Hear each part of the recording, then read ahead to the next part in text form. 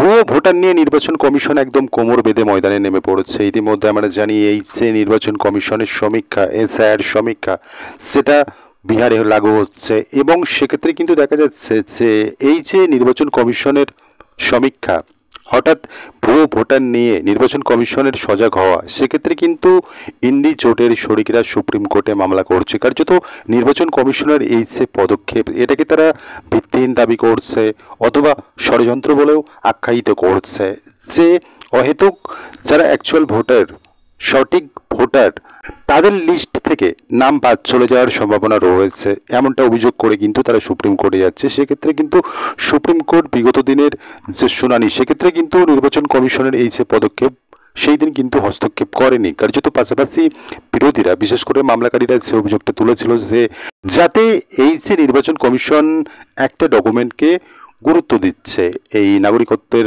প্রমাণ হিসাবে, অর্থাৎ বাবা অথবা মায়ের এই যে জন্ম সার্টিফিকেট যে ভোটার লিস্টে নাম তুলবে, অর্থাৎ যে ব্যক্তি ভোটার লিস্টে নাম তুলবে, নিঃসন্দেহে তার নাগরিকত্বের প্রমাণ লাগবে এবং সেই প্রমাণ কোথায় দিতে হচ্ছে, অর্থাৎ বাবা মায়ের জন্ম সার্টিফিকেট। সেক্ষেত্রে কিন্তু যারা মামলাকারী রয়েছে তারা অভিযোগ তুলেছে যে এক্ষেত্রে অন্যান্য যে সমস্ত গুরুত্বপূর্ণ নথি রয়েছে, Aadhaar card, ration card, voter card, এই সমস্ত ডকুমেন্টসগুলোকে, নথিগুলোকে কেন নির্বাচন কমিশন এই ক্ষেত্রে অগ্রাধিকার দিচ্ছে না। সেক্ষেত্রে কিন্তু এটা নিয়ে সুপ্রিম কোর্টেও বিচারপতি বলেন যে নির্বাচন কমিশনকে যে এই মুহূর্তে তারা নির্বাচন কমিশনের পদক্ষেপ হস্তক্ষেপ করছে না, কিন্তু পাশাপাশি এই যে অন্যান্য নথিগুলো রয়েছে, Aadhaar card, voter card, ration card, এই সমস্ত নথিগুলোকে নিয়েও যাতে বিবেচনা করে নির্বাচন কমিশন, সেই দিকটাও কিন্তু সুপ্রিম কোর্ট বলেছিল। পাশাপাশি কিন্তু হলফনামা জমা দিতে বলা হয়েছিল নির্বাচন কমিশনকে। সেক্ষেত্রে কিন্তু 21 তারিখ নির্বাচন কমিশন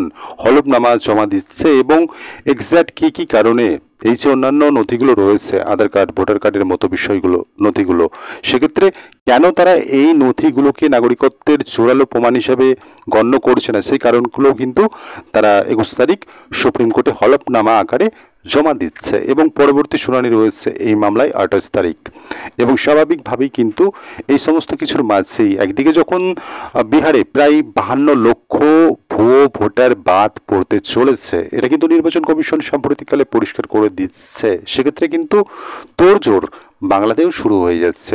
অর্থাৎ খুব শীঘ্রই যে এই বাংলাতেও এই সমীক্ষা হতে চলেছে এবং যে সমস্ত ভুয়ো ভোটার রয়েছে সেগুলো যে নিশ্চিত রূপে বাতিল হতে চলেছে, এটা তো অনেকাংশে সত্য হতে চলেছে। ইতিমধ্যে আমরা জানি রাজ্যের শাসক কিন্তু এই জিনিসটা নিয়ে অত্যন্ত ক্ষুব্ধ হয়েছেন। 21শে জুলাইয়ের মঞ্চ থেকে তিনি বলছেন তিনি একজনের নাম বাদ দিতে দেবেন না।